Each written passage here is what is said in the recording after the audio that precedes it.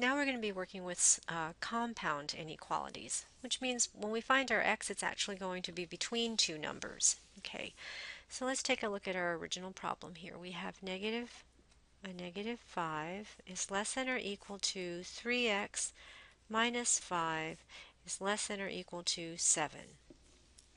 Okay, so our goal is to get x between two numbers. So our final answer is going to look something like this. I'm going to have x between some number here and some number here. And so this is the area that we want to focus on because that's where my variable is. And what I eventually want to do is I want to get my x by itself in there. But for now, I want to get 3x by itself. So what am I doing to this 3x? I think of it the same way as when I'm solving equations or compound or single, or just plain linear inequalities.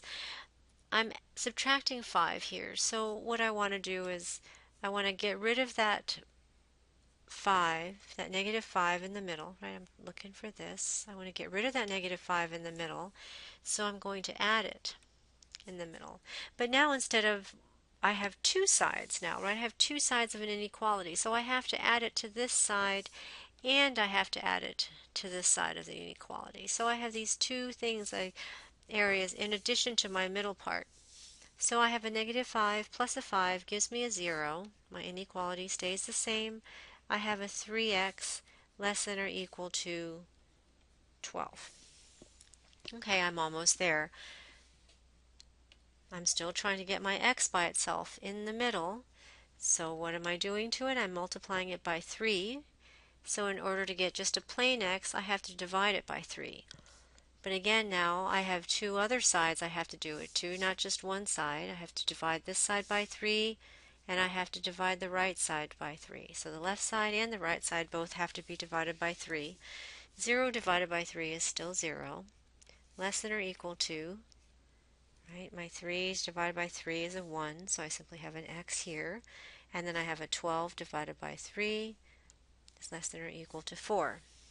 Okay, so my answer is that x is between 0 and 4. They ask us to graph it on a number line. So all I do is I put down my 0, my number 0, I put down a 4. Now remember, the notation I should use is if I have an open circle, it means it does not include the number. Does not include the number.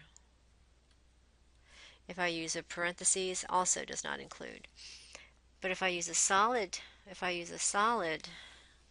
dot, it includes the number.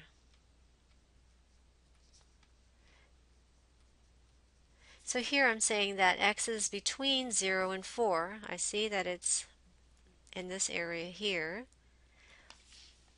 And it includes it because I have it's greater than or equal to 0, and it's less than or equal to 4. So I actually have a solid dot here and a solid dot there. And eventually when we go to interval notation, we can remind ourselves that the solid dot gets the square brackets. So I always put my square brackets just to remind myself like this. And then my interval would actually be between 0 and 4, including 0 and 4. Okay, but the number line is what they're looking for, so you can do that. Let's solve another inequality. This one says there's a compound inequality. It's not between two x's. Instead, we have two separate inequalities. We have 3x plus 4 is less than negative 8, or 4x plus 4 is greater than or equal to positive 8. Okay, so we'll go ahead and we'll just solve these the way we normally do. I'm going to isolate my 3x. Now I'm going to subtract 4 from both sides. I have 3x. The 4's cancel is less than or equal to negative 8 minus 4 is negative 12. To get my x by itself, I divide both sides by 3. And since I'm still dividing by a positive number, I don't need to worry about my inequality sign. I get x is less than or less than negative 4. Okay, so that's this part of it. Now let's work on this. So I have 4x minus 4 is greater than or equal to 8. Again, I want to get my 4x by itself first. So I subtract 4 from both sides. My 4's cancel. I get 4x is greater than or equal to 8 minus 4, which is just 4. I divide both sides by 4 because I want to get x by itself. Right, I'm trying to get x by itself, so my 4's divide out. And here I simply have x. 4 divided by 4 is 1, so x is greater than or equal to 1. So let's see what we have on our number line. Well, I have two numbers. X is less than negative 4 or greater than or equal to 1. So what area of this number line is less than negative 4? Well, it's the left side, right? Because this is like you're going to negative infinity. You're getting more and more negative. And what side does x greater than or equal to 1 represent? Well, it's to the right side of 1, right? So let's take a look at what kind of inequalities we have. Well, this inequality says that it's an open circle. It does not include negative 4, right? So I keep an open circle there. And over here, since I have an equal sign, right, I'm going to make it a solid dot. So that's the actual graph. That's the answer, right? It goes to the left of negative 4, but doesn't include negative 4. And it goes to the right of positive 1, and it does include positive 1.